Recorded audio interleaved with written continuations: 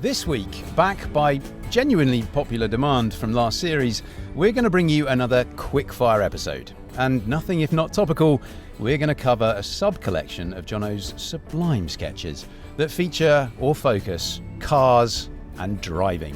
Should we go one more round each? Jono, we're back to you. Yeah, so I was going to touch on something, really simple sketch. It was called the Windscreen Phenomenon. And I don't know if you've heard about it, but essentially it's a very tangible observation, and the sketch just has like essentially two trucks, and maybe it's showing my age, but like even when I started driving, and it's actually from before that. So the example gives 1970. If you were to go drive on the roads or the motorways then, it was a very common thing to be, if you were driving on a long journey, that your windscreen would get splattered up with dead bugs. And so every common thing, you stop at a service station and you clean your windscreen of all these bugs, or your headlights of the bugs. And I do remember some of that as a kid, and the windscreen phenomenon is that doesn't tend to happen anymore.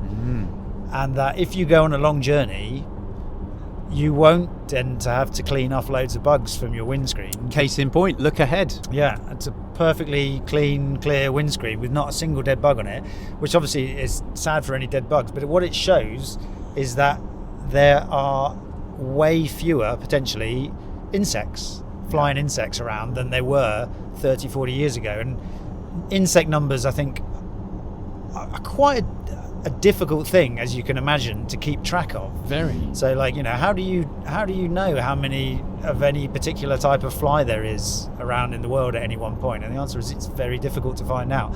But the windscreen phenomenon is this thing which really is a gradual observation that if you go driving now, you won't tend to have to clear off many bugs from your windscreen, whereas if you did that in 1970, you'd be all smeared up and you'd have to clean them off. So that's what it is. But it's about a potentially troubling decline of insect numbers.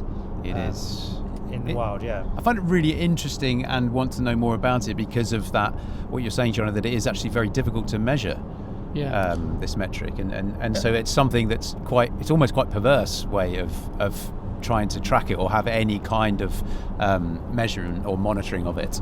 It's not the nicest way to measure it, but you know what, I often think about that of any like biologists or ecologists. Like, how on earth do you get the data on what these animals are doing? Like, I think, you know, we still don't know where, you know, blue whales go to breed or something like that. But, you know, these things are really difficult. You've got to like be there somewhere in the middle of the ocean at some particular day for that one. But yeah, how do you count insect numbers? I don't know. But with the windscreen phenomenon, we've got all of these cars on the road all the time.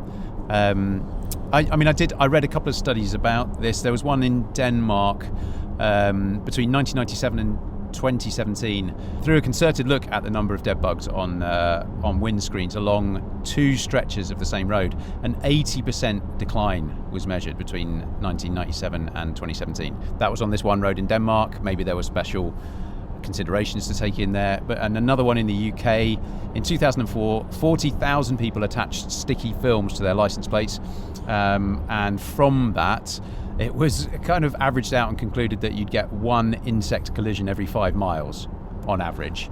But then they did it again in 2019, or the Kent Wildlife Trust did it again in 2019, 50% reduction in splats.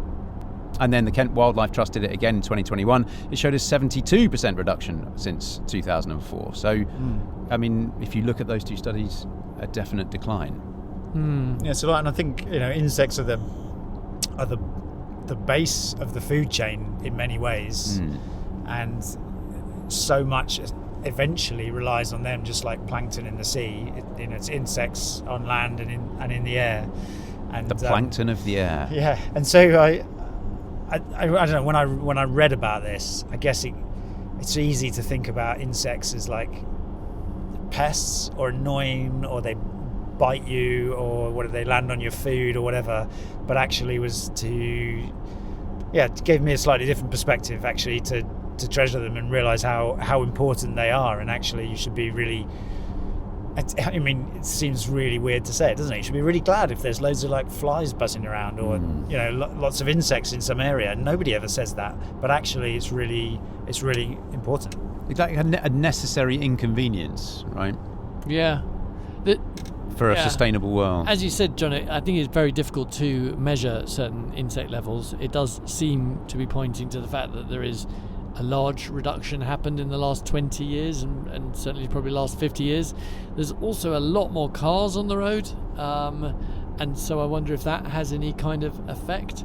And what's hilarious is you could read into that insect intelligence has clearly increased significantly because they're that much better at dodging cars. Read it as you wish. Seems unlikely that is the case, but that is a sort of an example of how data has to be. Obviously it's not that, but it could point towards that conclusion. All the dumb insects got squashed on the windscreens, and all the smart ones. Exactly. They've just worked out you got to fly above cars and not through them.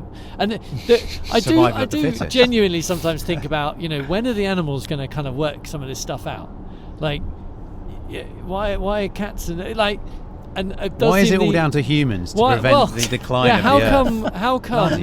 It's obviously it's well known as to why humans are improving in our intelligence and improving and stuff. But at the same time, you're kind of like, but the orcas recently, the killer whales, are one animal that do seem to be, having a bit of a go at. Is this the attacking things. The boats? Yeah, and nobody really knows why they're doing it. But imagine though if all the animals decided to fight back against us, including the insects. Christ, doesn't bear thinking about, does it? Well, yeah, but and we don't have to think about it because it's not really going to happen. But so one proposed explanation for, at least in part, the reduction in insects is an increased use of pesticides in agriculture, I guess, and farming, and probably domestically as well, actually. Yeah, very likely. But I did read another stat that with modern design of vehicles that are more aerodynamic than say 20, 30 years ago, actually it's found the opposite, that the more boxy vehicles had fewer splats on their windscreen than the aerodynamic. I know. That's because the speed of the air, I suppose, around them was faster. I don't know, that was part of the findings from the sticky license plate stuff they did down in Kent. Interesting. Curious.